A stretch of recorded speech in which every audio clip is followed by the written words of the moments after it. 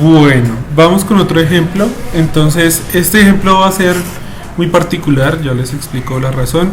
Digamos que por equivalente de Norton, recuerden que nosotros vamos a tener nuestro circuito equivalente con una fuente de corriente en paralelo con la resistencia de Norton y en paralelo con la resistencia de carga.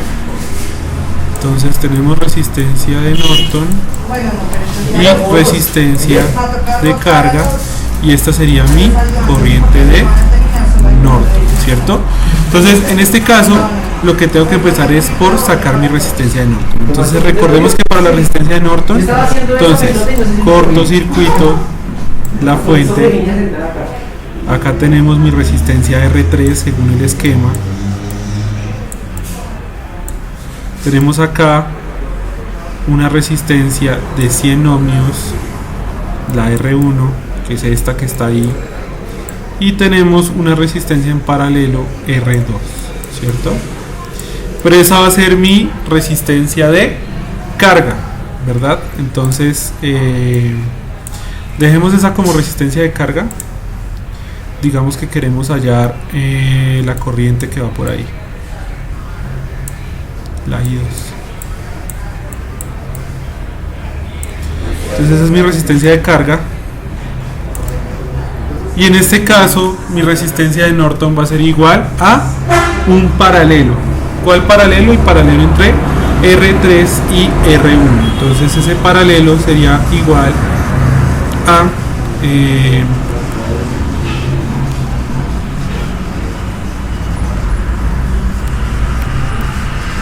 a 9,09, 9,1 ohmios más o menos. Entonces esperen, dejemos aquí este espacio, digamos que esto era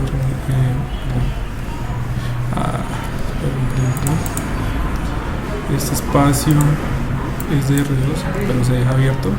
Esta es mi resistencia de carga. Entonces en este caso tenemos dos resistencias, que sería la resistencia de Norton va a ser igual al paralelo entre R1 y R3. Eso me da igual a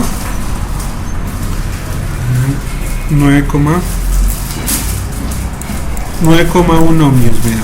Entonces para que ustedes por favor hagan la respectiva revisión. Listo, entonces ahora sí vamos a hallar la corriente de Norton. Entonces para hallar la corriente de Norton, entonces dibujo mi fuente.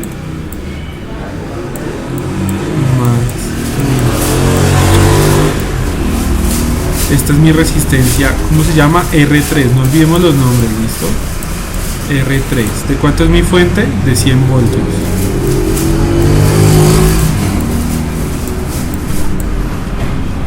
Y aquí en este caso tenemos mi resistencia R1.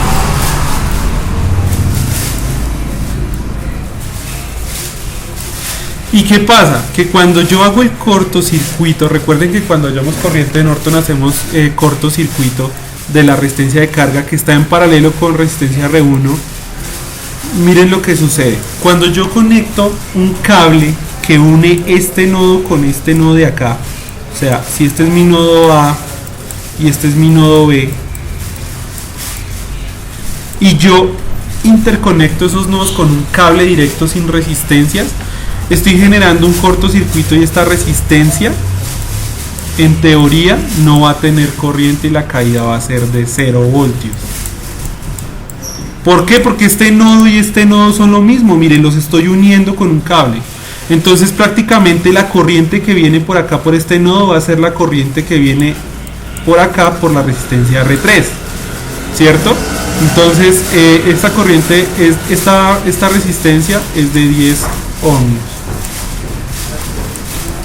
Entonces prácticamente al unir estos dos cables, esta resistencia no queda haciendo nada, literal. Estos dos nodos se vuelven el mismo y esa resistencia queda obsoleta, la caída de voltaje es 0. Y si la caída de voltaje es 0, pues la corriente es 0. Entonces, en definitiva, la corriente, eso me quedaría como si yo tuviera este circuito. Entonces, tengo un circuito así. Tengo un circuito con fuente de voltaje y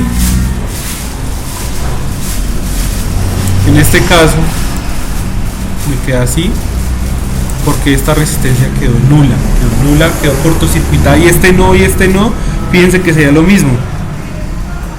Como estoy conectando este nodo con este directamente, esta resistencia ya no hace nada y la corriente iría en este sentido. ¿Por qué?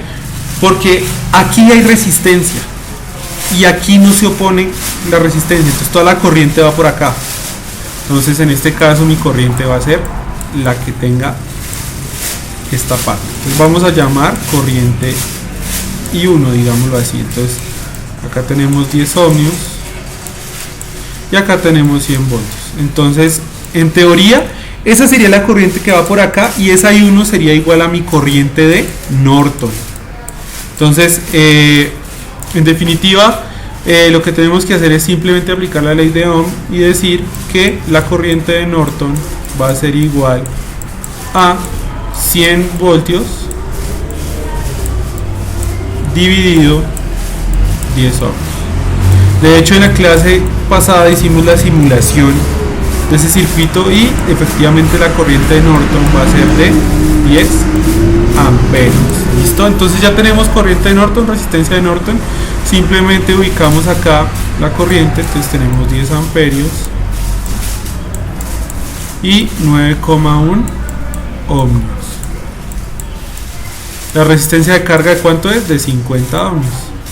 Entonces si yo quiero hallar la corriente en la resistencia de carga, pues hago el divisor aquí. Entonces el divisor, ¿cómo sería? Entonces ese divisor o esa corriente que va por ahí, que sería la corriente de carga,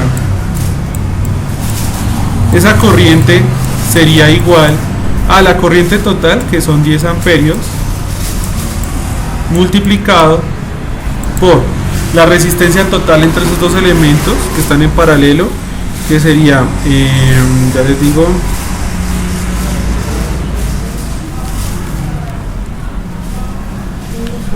7,69 ohmios, 7,7 dejémoslo, 7,7 ohmios,